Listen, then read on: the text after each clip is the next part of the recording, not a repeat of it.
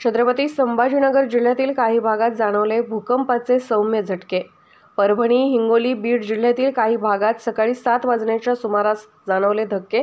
भूकंपाचे सौम्य धक्के जाणवताच नागरिकांमध्ये भीतीचे वातावरण। हिंगोली जिल्ह्यात 4.5 रिश्टर स्केलच्या भूकंपाची नोंद।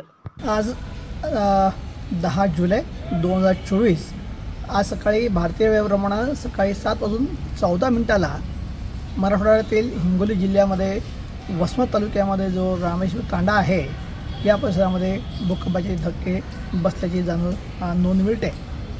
जे भूकंपाचं केंद्र ते बघितलं जातं आणि त्याची तीव्रता ही रिश्टर स्केलवरती 4.5 एवढी नोंदवली गेली होती।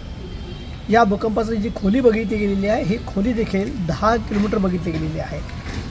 गेल्या काही वर्षांचा आपण अनुभव बघितला असेल तर आपण हिंगोली जिल्ह्यामध्ये कळमुरी, आखाडा बाळापूर, वसमत या परिसरामध्ये भूकंपाची मालिका दिसते। औंढा तालुक्यात देखील दिसते आहे।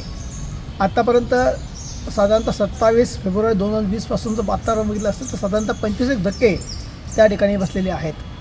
यातील कमीत कमी धक्का जो आहे हा 1.5 रिश्टर स्केलचा, तर आजचा आणि 21 मार्च रोजी बसलेला धक्का जो आहे हा 4.5 रिश्टर स्केलचा बघितला गेलेला आहे। यामध्ये जी वाढ होताना दिसते आहे ही नक्कीच चिंताजनक आहे।